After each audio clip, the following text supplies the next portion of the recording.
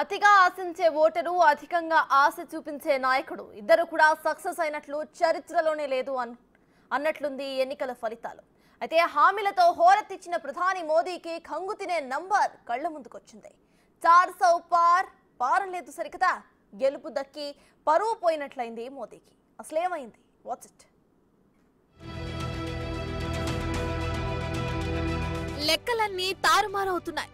తలచినవన్నీ తలకిందులవుతున్నాయి. ఏదో అనుకుంటే ఇంకేదో కనిపిస్తుంది. 400కి పార్ చేరుకోవటమేమో కానీ 300కి ఆస్పాస్ రావటానికే కష్టపడినట్లు కనిపిస్తుంది. అవును, మోడీ ఫ్యాక్టర్ ఎక్కడో ఫ్యాక్చర్ అయినట్లు సందేహాలొస్తున్నాయి.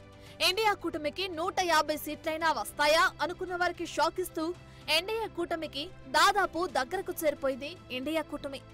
కౌంటింగ్ ప్రారంభంలో కాస్త అటూ ఇటుగా కనిపించిన గడియారంలో ముళ్ళు మారుతున్న కొద్దీ ఇండియా కూటమిలో అత్యధికత పెరుగుతూ వచ్చింది. 100 దాటి 200 మార్కును చేరుకుని సర్వేలు లెక్కలను తారుమారు చేసింది. అయితే బీజేపీ హ్యాట్రిక్ విజయానికి మోడీనే మంత్రంగా పనిచేశారు. మోడీ హామీలంటూ ప్రచారం చేసి ముచ్చటగా మూడోసారి అధికారం చేపడదామనుకున్నారు. అధికారం సంగతి పక్కన పెడితే లెక్కల్లో అంచనా తప్పింది.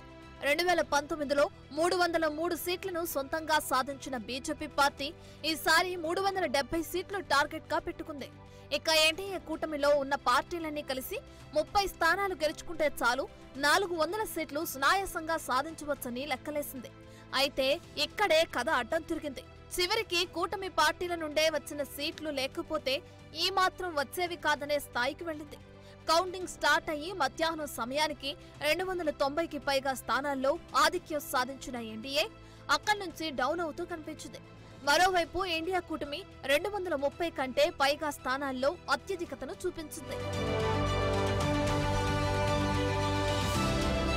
ఒకవేళ బీహార్లో నితీష్ ను, ఆంధ్రప్రదేశ్లో తెలుగుదేశం పార్టీని, కర్ణాటకలో జేడీఎస్ ను, మహారాష్ట్రలో ఎన్సీపీ, శివసేన చీలికలను, అలాగే ఆయా రాష్ట్రాల్లోని ప్రాంతీయ పార్టీలతో పొత్తు లేకపోతే ఈ మాత్రం సాధించడం చాలా కష్టంగా మారేదన్నది కంటికి కనిపిస్తున్న సత్యం.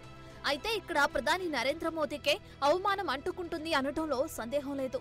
బీజేపీ పార్టీతో పాటు ఎన్డీఏ కూటమిలోని పార్టీలన్నీ మోడీ పేరునే విజయకేతనంగా భావించారు. అయితే ఒక విధంగా ఆలోచించి చూస్తే ఇలాంటి పరిస్థితి వస్తుందని ముందే గమనించి ఎన్డీఏ కూటమి కోసం వెంపర్లాడారా అనే సందేహం కూడా కలుగుతుంది. అసలు కీలకమైన ఉత్తరప్రదేశ్లోనే బీజేపీకి పెద్ద దెబ్బ ఎదురైంది. అక్కడ 80 సీట్లలో ఎక్కువ సీట్లలో ఇండియా కూటమి ముందంజలో ఉంది. అలాగే మహారాష్ట్ర, పశ్చిమ బెంగాల్లో అంతకు మించిన షాక్ ఎదురైంది. బీహార్, కర్ణాటక కాస్త సహకారం అందించిన తమిళనాడులో అటర్ ఫ్లాప్ అయ్యింది ఎన్డీఏ కూటమి. మధ్యప్రదేశ్, గుజరాత్, రాజస్థాన్ మాత్రమే బీజేపీని ఆదుకున్నట్లు కనిపిస్తుంది. ఇక అనూహ్యమైన మార్పులతో ఒడిశా, ఆంధ్రప్రదేశ్ సీట్లు ఎన్డీఏ కూటమికి కలిసొచ్చాయి. అయితే కేరళ, తెలంగాణలు తీవ్రంగా నిరాశకు గురిచేశాయి.